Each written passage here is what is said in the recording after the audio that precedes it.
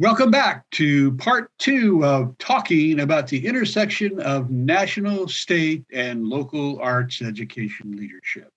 Nora, here's a question for you because you work, I assume, with principals in many schools throughout your district. What are your strategies in making the case for arts education for all students with your principals throughout the Minneapolis School District?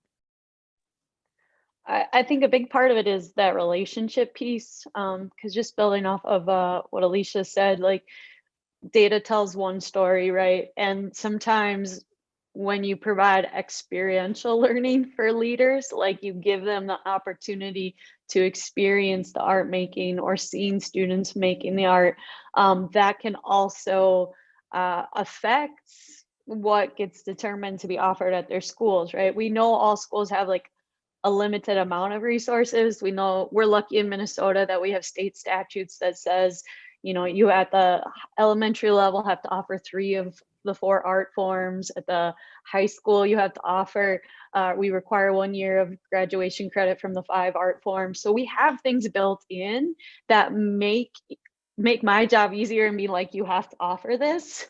But we don't have anybody above us going, well, you're not offering that. So really it does come down to that relationship piece too, and identifying like your leaders' values and beliefs, right? Because if you can tap into values and beliefs and show them how it connects even to that, because we'd like to pretend that we're absent of them in decision making, we're neutral, we're doing what's best, but we know that that's really at the heart of why decisions are made. And so finding how you can create those relationships, understand the values and beliefs that are driving decision making, and provide opportunities for those to be examined, I've found successful and making sure that the arts are a part of a student's experience. So Mario, as a leader of a national arts education professional organization, what has been NAEA's strategy to support equitable programs and culturally competent educators? Well, I got to say, I'm so fortunate that I have this tremendous board of practitioners that years ago decided to tackle some work with our looking at equity, diversity, inclusion within our organization. And they had some honest, tough conversations and recognized that in 75 years, there has been some racism in our history as an organization, and there are systems and structures and barriers. So a task force was put together and they put forth 16 recommendations that are structural, member-driven, instructional-driven. Inclusivity is the thrust, but they're in different categories.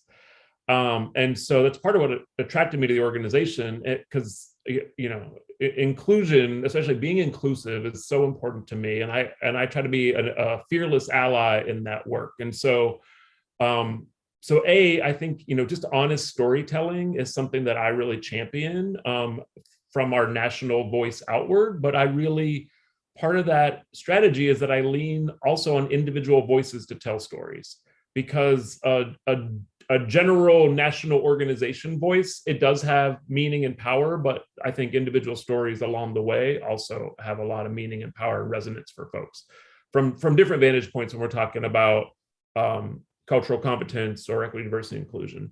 And one of the things that we're also doing, because I'm a big believer in systems and structures, right? I can want something to happen and have all the good intentions, but if I don't have a strategy, it's just a lot of good wishful thinking. So in order, you know, we have state associations that are independent but are, you know, aligned to nationals work. So literally in a couple of days, we're about to launch a state equity, diversity, inclusion liaison program. And so states will identify their point person that's really leading the charge for equity, diversity, inclusion in their visual arts approach in their state, and we'll provide training, supports, a common space, a collective space to share strategies, share worries, and hopefully we can start to train up and invest in these folks that can then take that work further across their states, because it's really the number one need that we hear. And I can't emphasize enough, I said this before, but it's like, I really hope folks understand that when we're talking about this work, it's not just about choosing the artist example or the piece of music. It goes so much deeper. It's like adults, we need to have the conversations with ourselves to understand our power and privilege in the space in relation to everyone else, and do that self-work before I do the work with others. And bonds of trust that's like my number one thing. Like, I have to listen and build trust so that folks know that if their glass is getting empty, I can help fill it up a little bit, and then I'm going to be a friend and an ally in that way. So, I'm saying a lot, but it's, it's relational, it's structural, and it's really embedded across all of our work. And so, we're just trying to provide some meaningful examples and supports that really help to move this work forward. I love what you had to say about doing your own work before you work with others. I think that's so critical to this work. So, social and emotional learning, we touched upon it a little earlier. How can arts education leaders best communicate the inherent connection of the arts and SEL to skeptical arts educators, administrators, and parents? And is there another constituency that we need to reach? Anybody want to take that question? All right, Alysia. Sure. I'm on the advisory board at Arts at SEL, and they're doing such great work, Scott, Edgar, and Bob, on this work. And what I see as one of the major pieces is we have to stop stopping instruction to build SEL competence. That's like, every time I see these examples, I'm like, or you could just go to art class where, with some intentionality, arts educators really can be trained to include SEL connections into the art making processes, in fact, all of the artistic processes, right? So I think that the more that the Silicon Valley folks really descended on my inbox very soon after COVID struck, where they were emailing every state agency they could to sell their products. And I kept going, how fancy. Everything you're saying here involves stopping instruction and doing some extension activity instead of really just training arts educators to do that work, right? And so I think just a lot of our leaders were unaware, because people are definitely for the next couple of years wanting to make some investments in SEL, wanting to make sure that students are comfortable coming back to school and we're building community. So that's good. That's a good thing that there's more of a focus on it.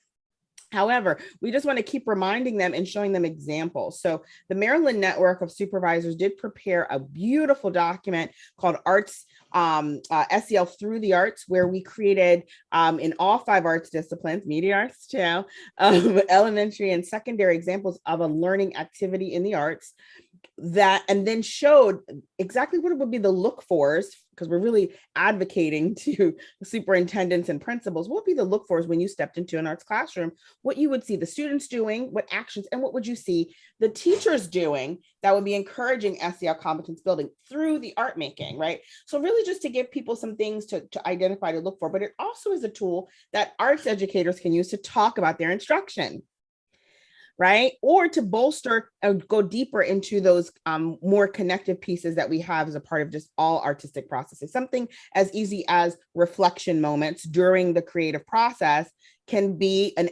a moment to really build some SEL competence if we know that that's what it could be, right? So I think that's so important.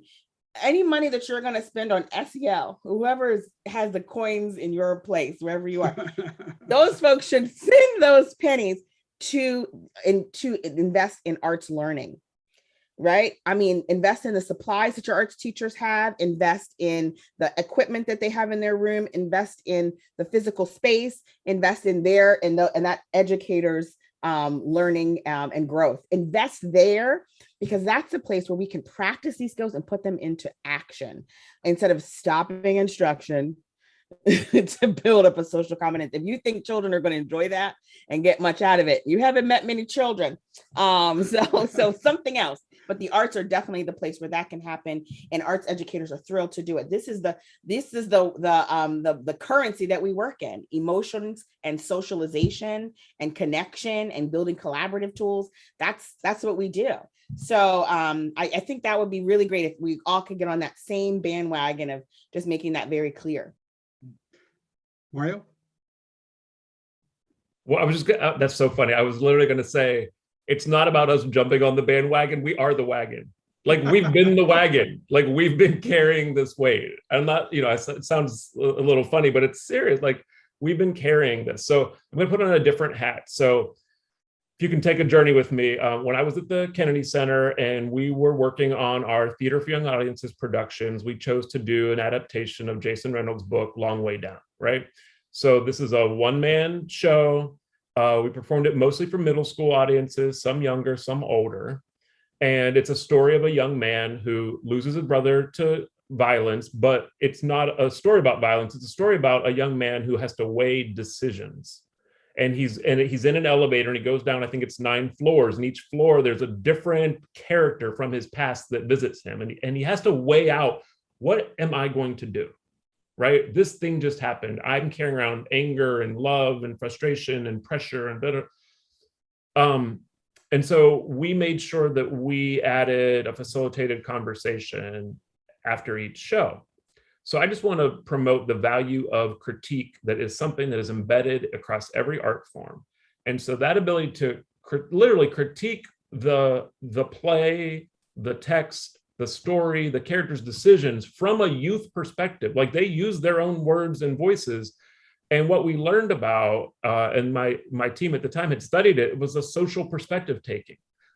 It was the ability to not even be in someone else's shoes, but to imagine what it might be like to be in someone else's shoes. Because it's really hard to actually be in someone else's, but like the ability to imagine that. And it creates greater empathy and connection. Like we learned so much from that. And that's purely from a performance experience that included a conversation of critique that went with it, which is something that I see happen in the arts room every day. So, these are real examples. And like Alysia, I'm absolutely with you, Alysia, it is built in, but maybe calling it out and naming it to non-arts experts is a really smart strategy. Anything to add, Nora? Yeah, I wrote down, I was like, oh, the look fors and SEL. I was like, oh, okay, I need that. And I think at least for us in Minnesota, we're a really white teaching staff. And we have a very diverse student population. And so for us, the identity work has to go hand in hand with the SEL, because what happens a lot of times is my SEL can just be code for, I want you to behave a certain way. This is the emotional response you need to have. This is how you have to show up for students. And so for us, the work really is not separate from the identity work in the arts teachers. That's where I feel like I've been lucky to have that relationship come together. We were lucky to have a federal PDAE grant for the last 4 years, and we really worked on teacher racial identity development in the arts. And so really it's that intersection of both. And so I've got down my look fors and the parts that you were talking about, Mario, like the experiencing it in reflection and critique. And so even this meeting here, I'm learning and getting inspired. So retention for 2 specific groups, teachers and students. There was a lot of talk in the town hall about teacher burnout and retention and shortages, as well as concerned about getting students reinvested in arts education. So this is a question for all of you. What are your thoughts about that? And Nora, let me start with you again, because how has that played out for you in your schools? About are you having shortages? Are you able to get students back in the arts classroom? Yeah, we've definitely, it's affecting us on all fronts. We've got open positions right now, even that we can't fill.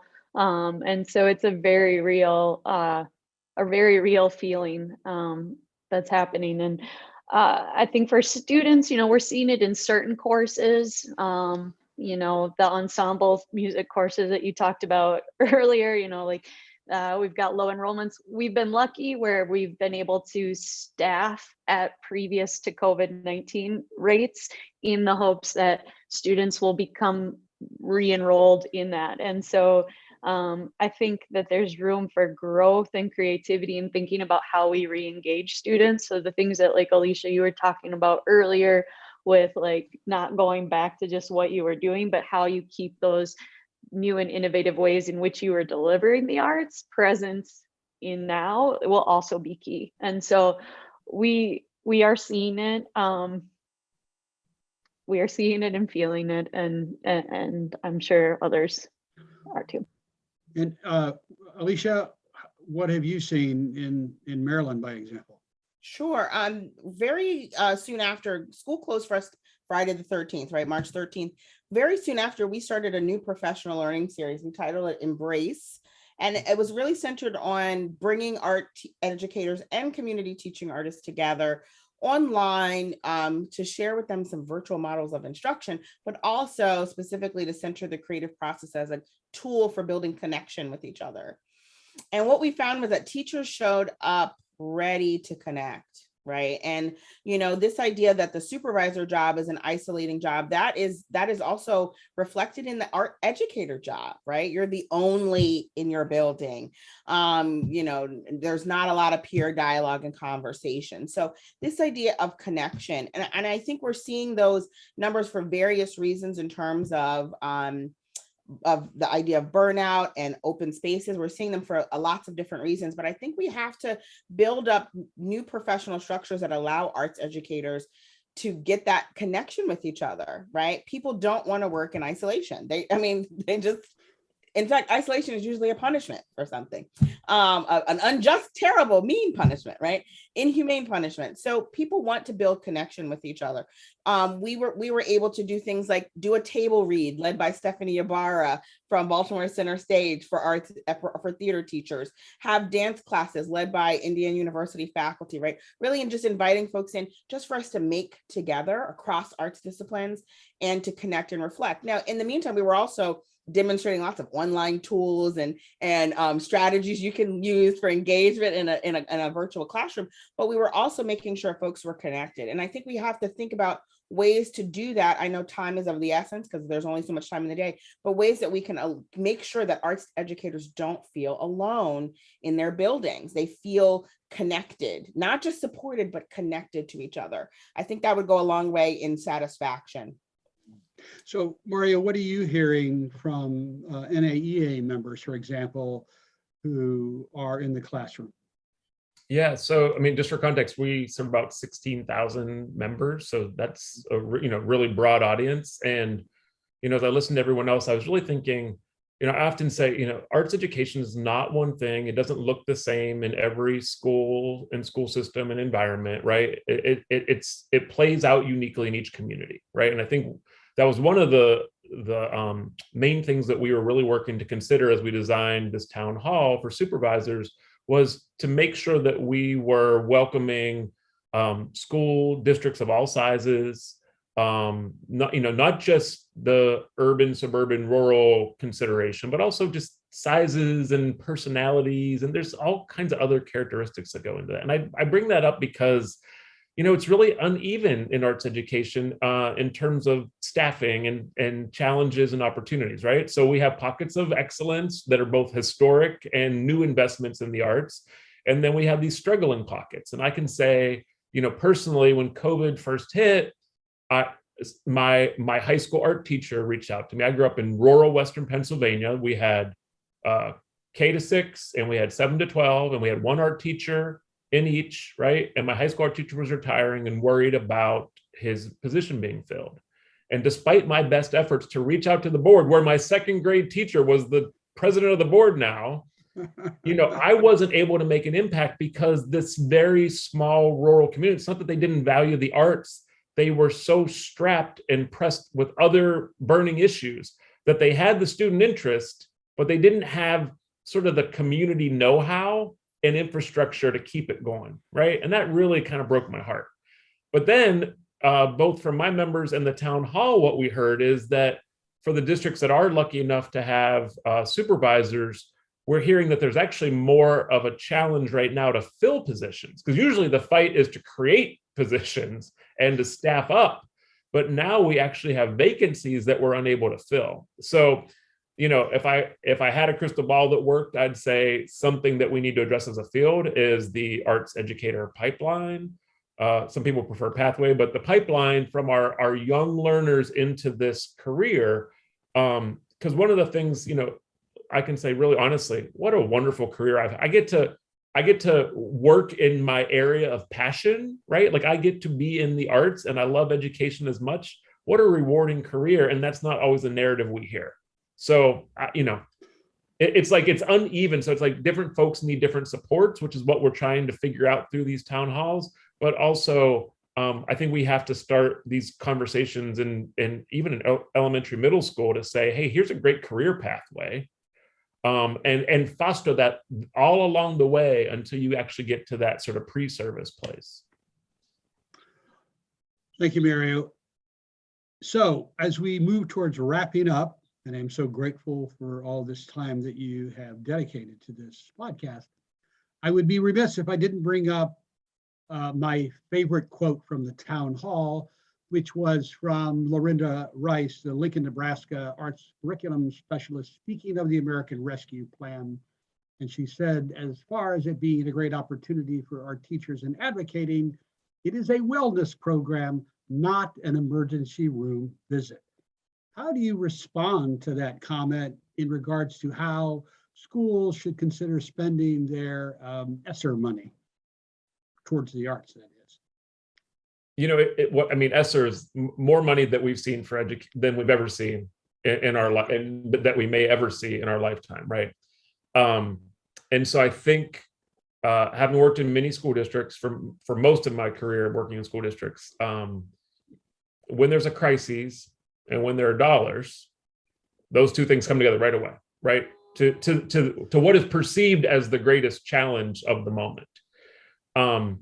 And because this opportunity really touches upon everything and the money is so great, that I really appreciate Lorinda's point, because it doesn't have to be a Band-Aid only or a stopgap.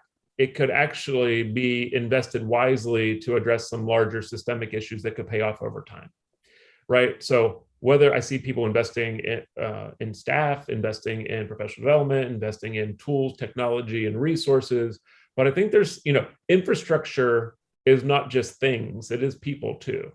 And so I love to see these dollars used in a wise way that is forward-looking at least 3 to 5 years into the future, and not only at 1 year, this moment in time, right? And so that would be the thinking that I'd hope people really adopt. And I have seen some district leaders be really strategic that way, but I think that's what Lorinda's getting at.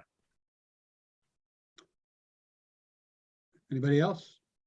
All right. Absolutely. Thank you for breaking down that metaphor. I love that. I love it. And yeah, I'm thinking of down in North Carolina, I was told that there was a small district there that started building music studios with some funds, right? So just like thinking differently about ways that because we know music technology is media arts is the way, right? And so this idea of just thinking differently about how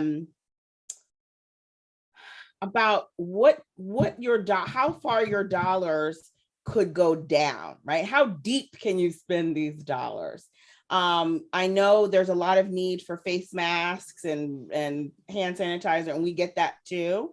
But we want to see, folks making those, being very, very strategic about the spending, and so we have to, again, have a vision in place for what we want to see in the end, right? So I would advise folks to get together and not just make these decisions alone. I do think a lot of the funding decisions are being made without any arts folks in the room. So it's a lot of talk and conversation. People are making guesses on what people may need.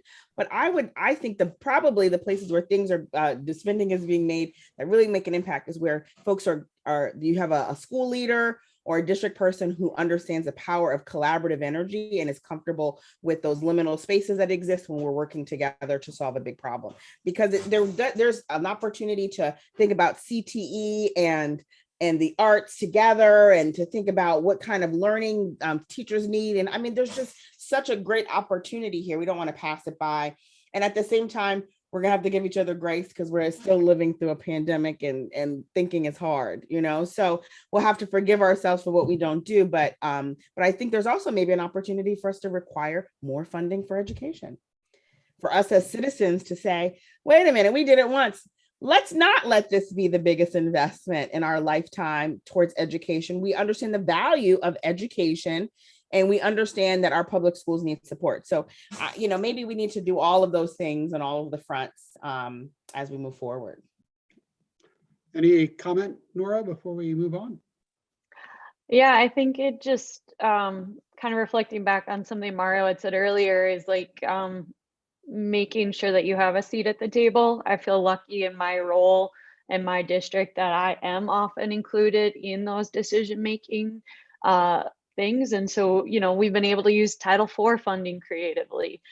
We've been able now to use ESSER, all iterations of it creatively.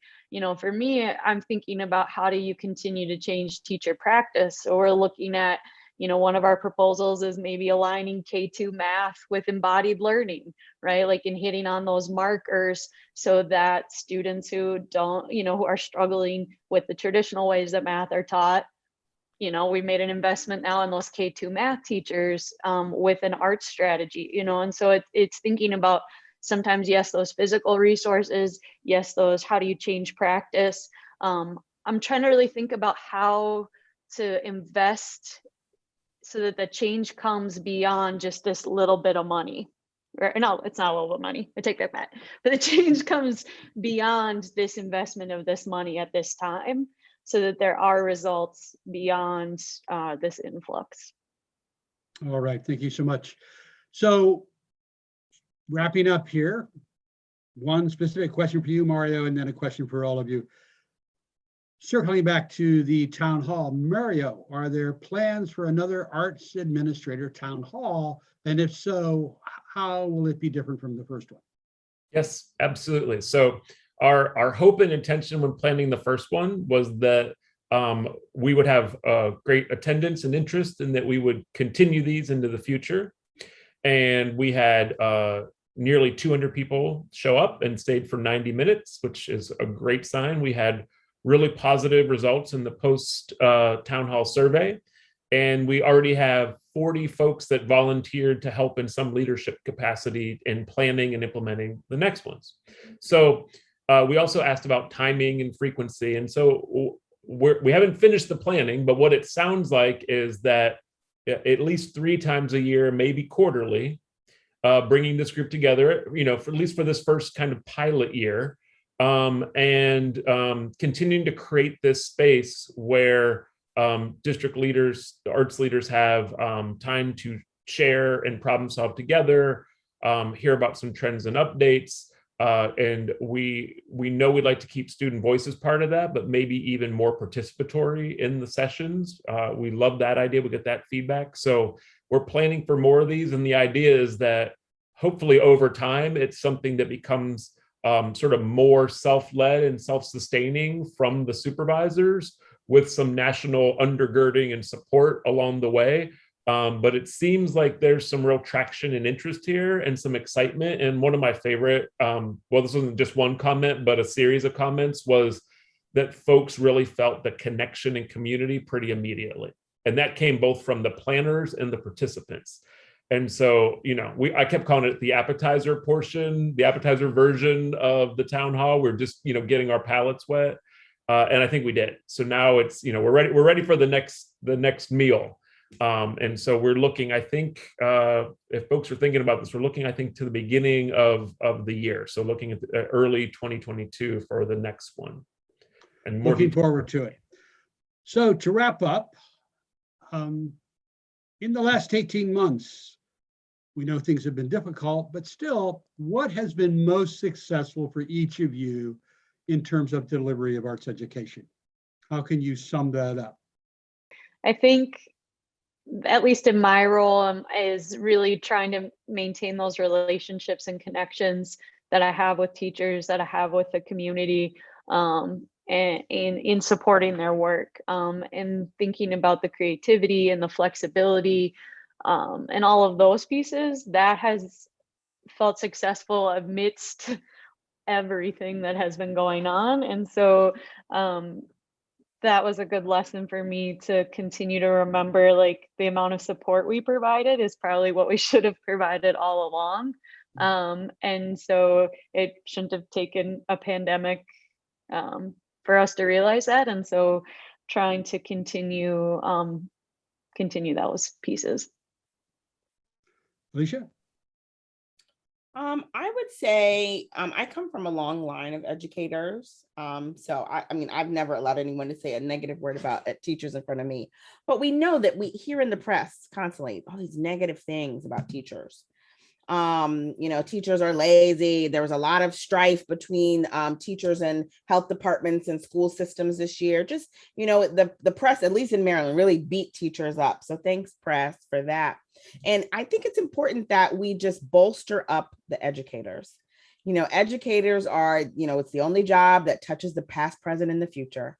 And it's one of the most important jobs we have in our society, and they need our support. I love that Nora said maybe we should have been supporting teachers at this level all along. I agree, and I want to say, for my office, we want to double the amount of support. We want to meet every constituent need. So if there's a teacher that needs a resource and we haven't developed it, that's my first priority. Well, if it's not available, we have to create it. So just being more serviceable, more of a service mindset towards educators directly. And I think then that will really catapult that power dynamic shift that we want to see in classrooms, where students are able to center their students, right? They're less worried about some of the other pieces that come from the position, and they can really center on the students and untapping their creativity and filling the room with the perspectives and stories of the students in front of them. So from me to everyone, let's support the teachers in every way possible. Let's write those letters to the editor and counter those stories in the papers. Let's, show up for teachers and ask them what they need. And from all of our different places, let's just put them at the center of the work that we're doing. Thank you, Alysia. Mario, from you, final comment. Yeah, I think I've seen such passion and perseverance. These are things that I knew were in the art educator population, but I saw it beyond,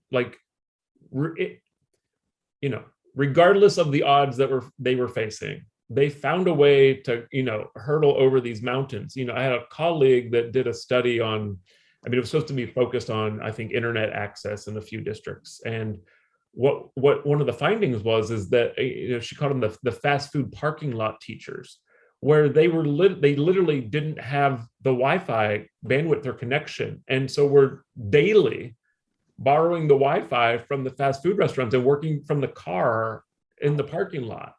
I don't love that story, but boy, that is some passion and commitment, regardless of what you're facing, and showing up for your students every day. That's what really gives me fuel to do this work, is to do better for them, right? And so how do we, uplift these stories and share them so that we can see real change, right? Because that, to me, that's infrastructure support. That's where the ESSER funds go. That's the long-term investment and the real change that we want to see. So it's like, if you have that kind of passion, perseverance, and commitment, you can work with that. So, let's do right by these art educators and give them the supports they need to do the stellar jobs that they're already doing. But oh my gosh, what if it was in the supported environment we know is possible? So if you want to learn more about Mario and Alysia and Nora's organizations, you can check out the National Arts Education Association, the Maryland Department of Education, Minneapolis City Schools, and CDA at the links stated here. They are not hiding, they are easy to find. So I want to thank you all once again for your commitment and for being here. And we're going to share this far and wide, and look forward to seeing you the next time. So at that, I'll also remind our viewers that this is the Arts Are Education Talk It Up podcast. You can learn more about Arts Are Education at www.artsareeducation.org. And we will see you the next time in our next podcast. At that, signing off. Thank you so much.